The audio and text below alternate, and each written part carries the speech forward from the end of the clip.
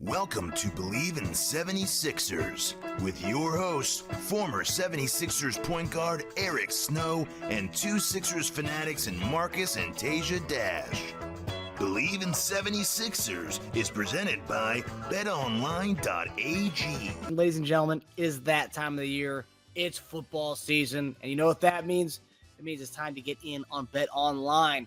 BetOnline is the world's most trusted betting platform and your number one source for everything football. BetOnline has every stat, every matchup, and even live odds and spreads to bet on during the games. Think you know your stuff? Get in on our $200,000 mega contest and pick 5 games against the spread every week for your chance at weekly prizes and a share of $200,000. When the game's over, head on over to our online casino and get in on a game of blackjack or poker or unwind with one of our 150 slot games. Head to the website today and get in on the action. BetOnline. The game starts here. Hey guys, welcome back to another episode of Bleav in 76ers podcast. I'm Marcus Dash here, legendary 76ers point guard Eric Snow, and my brother Teja Dash. Guys, we are here. We've made it to the offseason. We are here. It's our first preview of the regular season episode. No preseason, no more of that. Now we're going to get into brass tacks in this episode. And obviously with the season coming back, we'll be rolling through the Tuesday and Friday shows, but short episodes like we usually do during the regular season. But guys, it's here. The games are on the way, and obviously we'll get into some of the bad news that happened last week, the Paul George stuff. But you know, it's kind of good news based on the prognosis that they came out with. But nonetheless, we'll get right into it with some of our first topics here. So last week, Tim Bontemps of ESPN reported that Embiid and Paul George will not be planning on playing back-to-backs this upcoming season. 15 back-to-backs for the Sixers this year. 12 of the back-to-backs are after January. So we're going to have a lot of back-to-backs in a short period of time after January. But what do you guys think about this plan of of avoiding back-to-backs with PG and Embiid?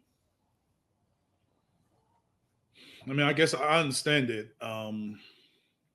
My thing is, I think you can have the plan. Hopefully it's a kind of a plan that's not firm. And I say that because we don't know how the season is going to go. Like, we really don't know how it's going to look when those, as you said, 12 after January, we don't know how the season's going. So if you're fighting for position or you fight for certain things, I mean, there may be times when it's necessary. So that's why I'm saying, hopefully I understand the plan, but, hopefully they feel good enough that the plan can be adjusted if necessary.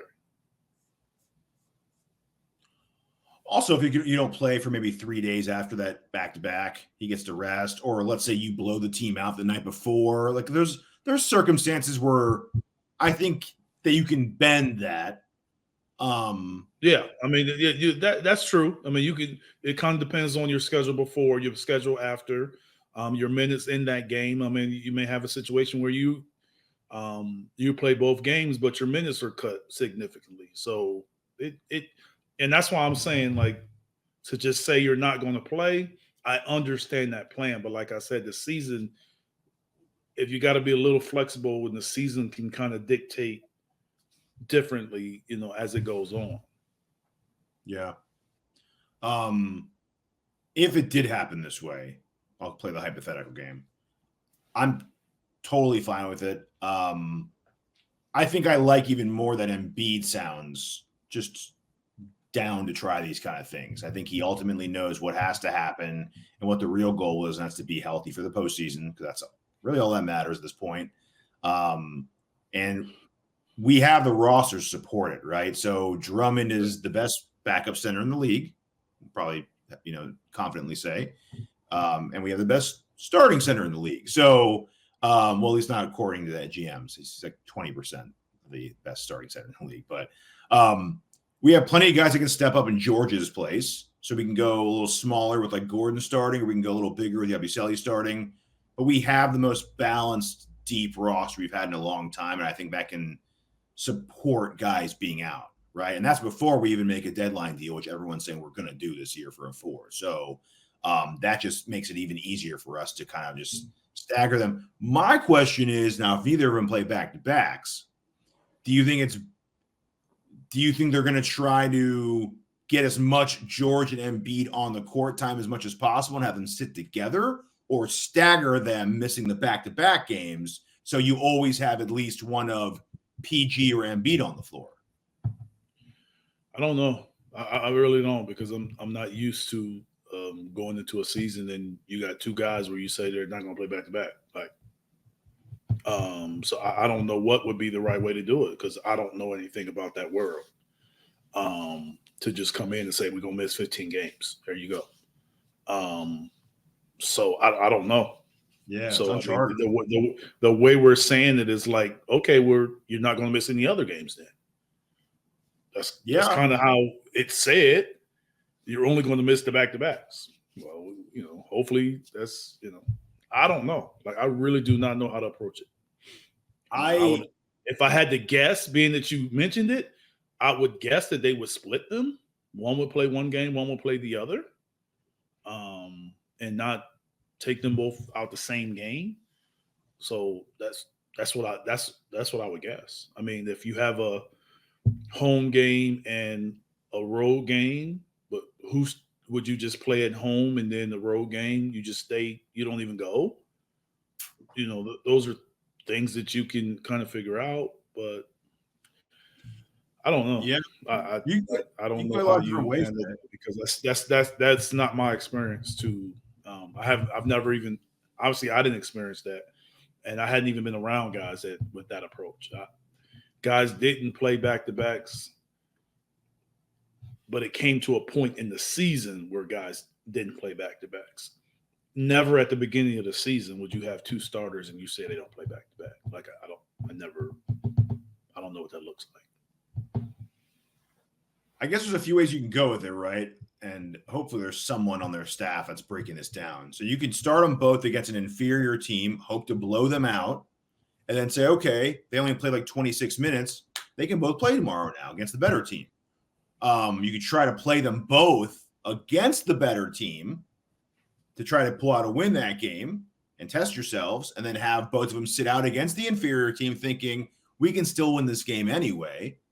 Or you can just try to split them up. So that's a tough situation, because on any given night in the NBA you can be beaten.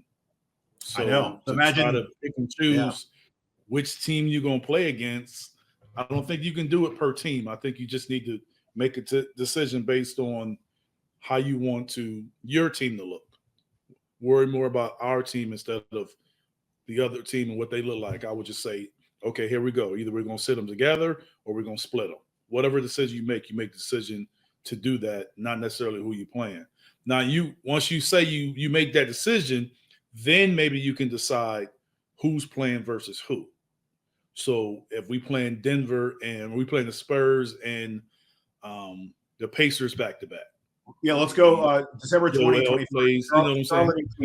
Charlotte and Cleveland. That's a good one. You see, so Cleveland, Joel probably plays.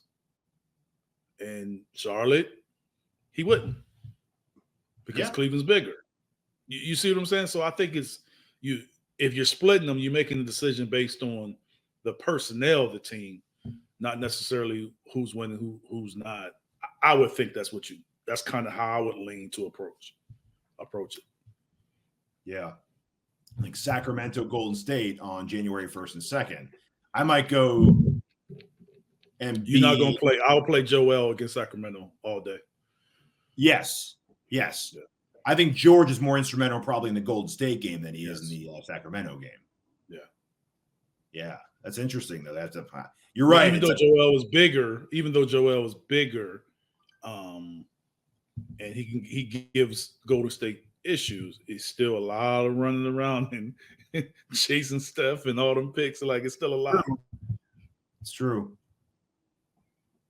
And that was the game where he got really injured. So Golden State last year. So pretty much, Bill, we have one back-to-back in the first half of the season in December. I think it's the only back-to-back we have in 2024. So, we should have, all games play up until then. 100% attendance until then. Yeah, hopefully. That's how I take it. Hopefully. Okay, so speaking of back-to-backs, trying to prevent injury, sometimes just because you're not playing back-to-backs doesn't mean you're going to prevent injury. Stuff can happen at any point in time. And just like what happened this past week with Paul George during the preseason game, hyperextension, and it's what appears to be a bone bruise. He'll be reevaluated on Tuesday, the day before our first game of the season. Are you guys worried about this? Starting off the season already with an injury from our newest addition? Yeah, I think I think you have to be worried anytime you have an injury and the guy's out. I think the kind of the worry flag kind of goes up a little more because we all kind of know the history, along with the age, and being that was a concern when he was signed.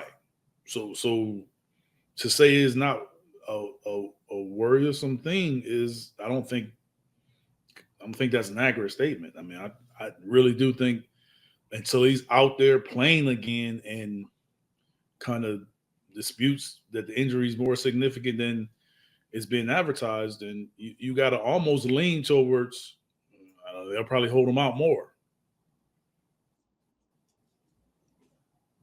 We just laid off the show talking about they're not playing back-to-backs. And then the next thing we talk about is he's going to get reevaluated before the first game of the season. Yeah. So how could you not be thinking like, or be worried about it if this is what we're talking about? Have you ever had that injury, Eric, a hyperextension bone bruise? No, but I've seen it. I've seen guys miss some games with it, miss some time. But that's the situation where they used to just call it more of either you hyperextended or you bone bruise. But from what I was told, they don't keep you out like a significant amount of time, but it's very painful initially when it happens. And it kind of depends on your body and how you heal for it to come, for it. And then at the same time, just like most injury, your tolerance, because I think there's going to be some transition time where it's still a little more painful, but you're technically can come back and play. So your kind of tolerance level for the players as well. That's what we don't know. Is he going to be cleared to play? Cleared to play and able to play isn't always the same. Mm-hmm. Yeah. I think overall we're lucky. I mean, yeah, he's not clear to play and come back yet, but I think overall we're pretty lucky he wasn't worse off the bat, right? Like you said earlier, it's good and bad news. So it's like it's bad news, but it could have been a lot worse is where I'm going with it. So it looked a little rough. You see guys like that happen in football, they're out a month. So it's, I'm glad it was only what it was. And I think if we're already saying the guy's not going to play back-to-back, I expect us to be extremely cautious with him coming back on this.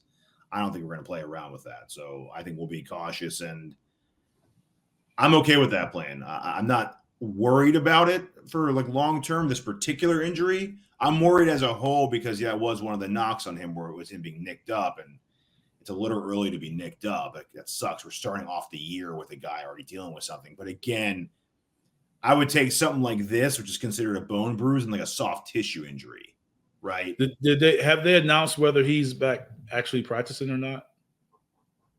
I was trying to look for that just now. Someone said he's off the injury report, but I don't know what that means. Well, they just don't list you as injured. They'll list your injury. That don't mean you don't have one. They just don't. It's not significant enough for them to list it.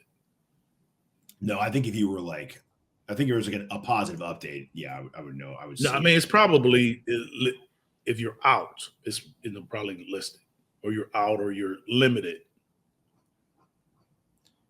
They say he's walking around with a sleeve on his leg, right? Is that what I heard? Yeah, I mean that don't mean much. A lot of guys walk around with a sleeve on their leg, and nothing wrong with it. All right, yeah, that's valid. That's true. But if you guys had a guess, do you guys think he will not be playing Wednesday night if he's being reevaluated Tuesday? If you had a guess. He wants to. Is it a home game? Are we home first game one or road? I think it's a road game. No, it's home. Home hosting Milwaukee. Okay.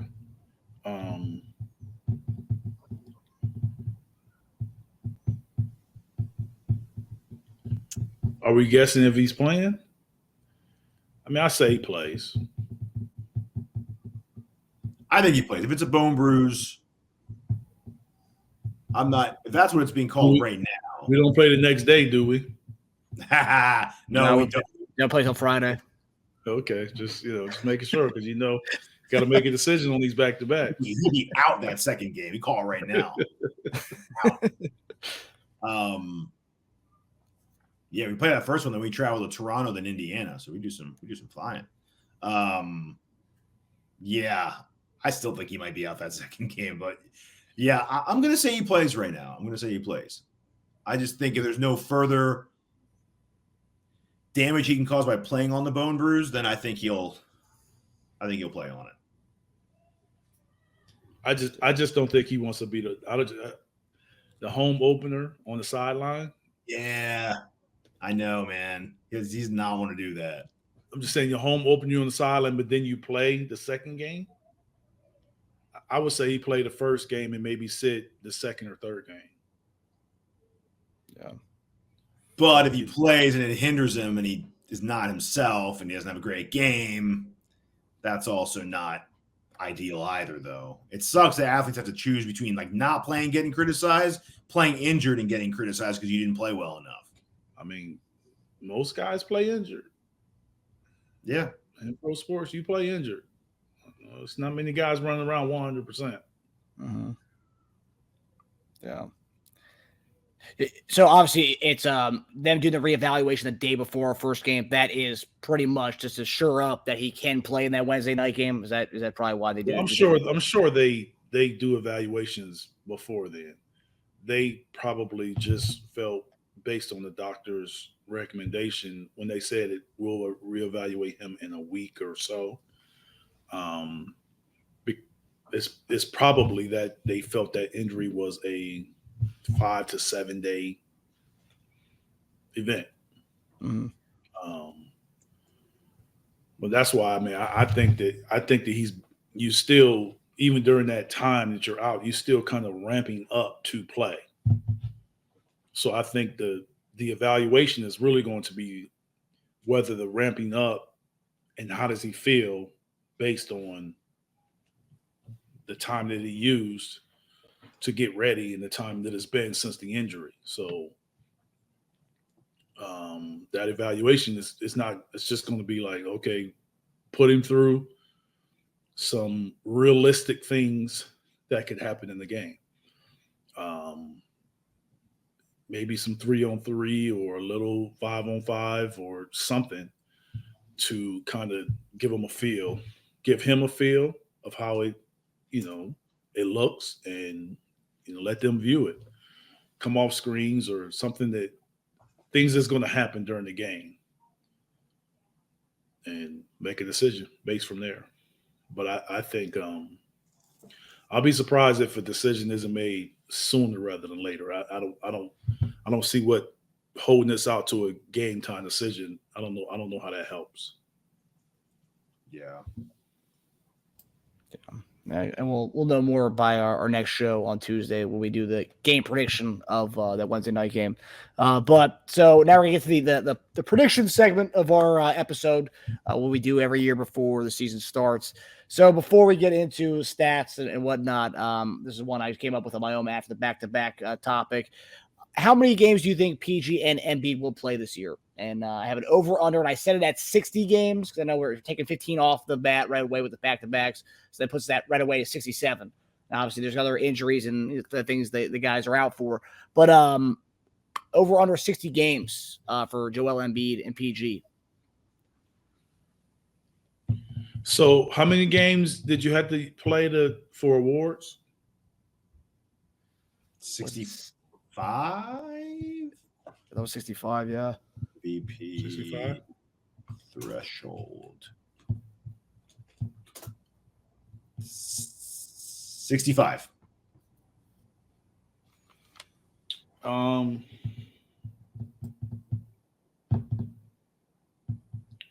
I think if they're going to play to 65,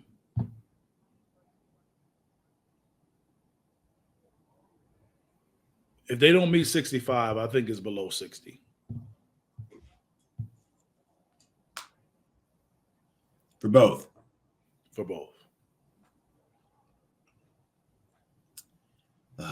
It's so close. Because I think if they're going 60, they'll go to 65. Yeah. Because you got to figure maybe a couple of those back-to-backs they do end up playing, like we talked about, like limited minutes or whatever. That's what I'm saying. Like, well, let's say a couple of those they do. So now we're up to 69, let's say. So now you have a 4-game. That's why I don't understand how you can say, and I don't know if it came directly from the team or if just someone just reported it, or if the team I just don't know how you can enter the season and say we're not playing back-to-backs the whole year. I just don't know how you can say that. Let the season kind of dictate things.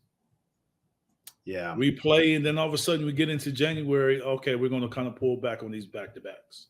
But what are we saying it now for in October? Yeah. I'm going to say over 60. I'll say they're both in the low 60s. Yeah, and I can't see them being that close and not going. You think it's 65 or 50s, huh? 65, or I think if it's not 65, it's closer to 55 than 60. Okay. Yeah, in that Bontemps article, I think Embiid said he doesn't care about any other awards anymore. The only thing he cares about is winning the championship. So basically already set himself up to be under that 65 threshold. That sounds like a guy that's not trying to play 65 games. Yeah. Yeah, the direct quote from that article. If I had to guess, I would probably never. I don't know one NBA guy that plays and puts all this work in to say, well, all the other stuff don't matter. Yeah, I'm just I don't personally know guys like that. So Eric's under, Teja's over. All right, so now we'll get to the numbers side of things. So looking at the Vegas numbers. So since the PG injury happened, I didn't get a chance to see what PG's numbers were before the injury, but they took all PG's numbers off the boards. They also took Maxey's assist off the board as far as a specific number they have on the Vegas odds for things. And I looked at DraftKings, I looked at BetOnline, I looked at FanDuel, I looked at all of them. I couldn't find anything on Maxey's assist or PG's numbers, but we do have Embiid's points and his rebounds. So we'll do Embiid's points first. Embiid's points per game is set at 32.1 points per game. Do you guys have over or under? Well, I mean, last time we talked about it, Teja said he was going to go way lower than that. So I would say under. Ooh. And only because if he plays less, he should be fresh. I really don't know how to take all of what I'm hearing. All of what I'm hearing is pull back. So I will have to lean towards lower because of all of this pullback we're getting. And we haven't, and mind you, the last time we seen him play, we can all admit he didn't look like Joel. Correct? Olympics. Yes. Correct? Yep. Yeah. Maybe even so in the playoffs. Correct? Yeah. And we haven't seen him since.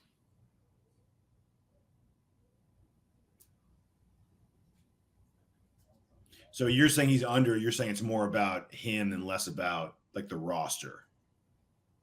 I think it's just about him and his availability and how many minutes he'll play. Okay. It's definitely not about talent. Definitely not about that.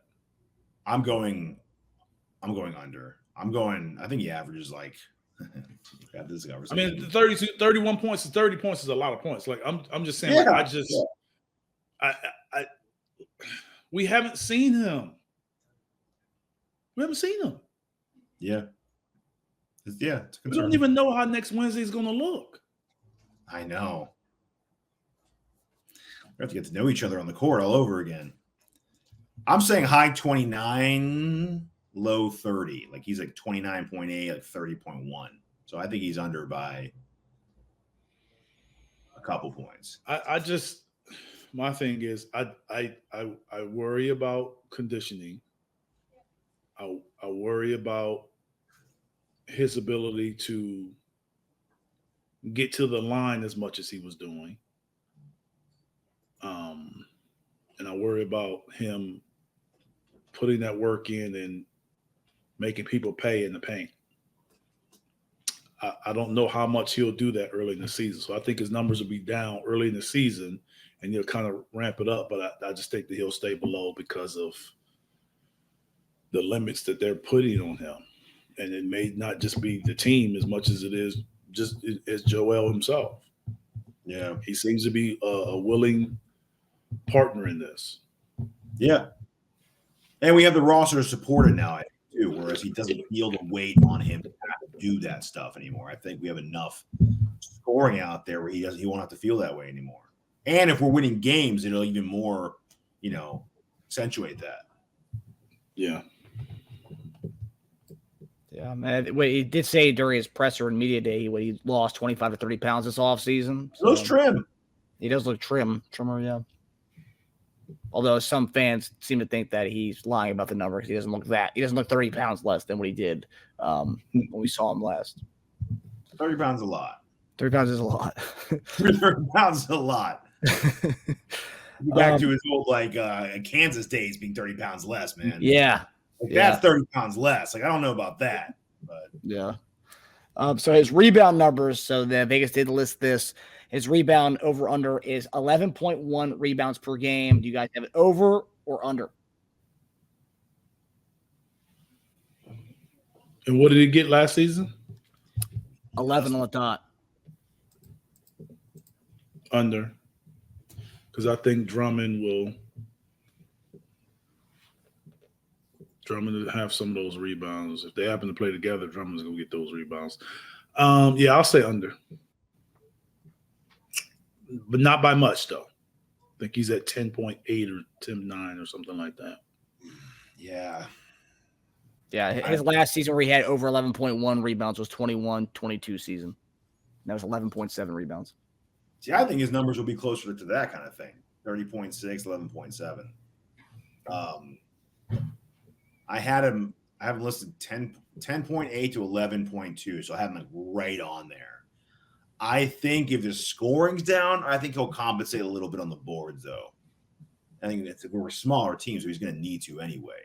So I'll have him going, even though I have that range and it's mostly under, I'll have him going over this. I think he'll be more active in other places if he's not scoring as much. That'll be defensively. I think his blocks will be up. I think, especially if he's lighter on his feet, he gets some of those weak side blocks will be up. So I think his blocks will be up. I think his rebounds will be up. Fair. All right, so we're going to Maxey. So Maxey's points were the only thing listed on the different sport books I went to. But Maxey's points per game, 25.1 points per game. That would be a 0.8 drop from last year's average. Do you guys have over or under 25.1 points per game? Over. Yeah. I got him around high 26s, low 27s. I think he clears that by a couple points. Based on our episode from a couple weeks ago, I thought you'd have him like at 30 or something. I mean, I wouldn't be blown away if he was, to be honest with you. I just think more realistically, 27. I mean, it's a point jump for him. I just think with all these guys missing all these games, who do you think is going to benefit off of all that? We're talking about 22 missed games from George and Embiid. That's a lot of scoring Max is going to be doing. So, yeah, I think 27, around 27 and a half, maybe. Yeah, so they didn't have his assists listed, but just looking at his last year, he averaged 6.2 assists per game last year. Do you guys think it'll be over or under that? I saw DraftKings at one point had 6 listed for like minus 150. Okay. It was listed at one point. They got rid. I don't know why they got rid of it, but yeah. Probably PG's injury. Is he over under his last year, 6.2? 6.2, yeah. I say over. Yeah. I think he'll be over that, which means, man, 27 and like 7. Ooh. You might have some top 10 MVP votes coming on here. First, second team votes as well. Yeah. Yeah. All right, so the last thing on here, Sixers win total. So Vegas has it at 50.5 wins this coming season. Do you guys over or under 50.5?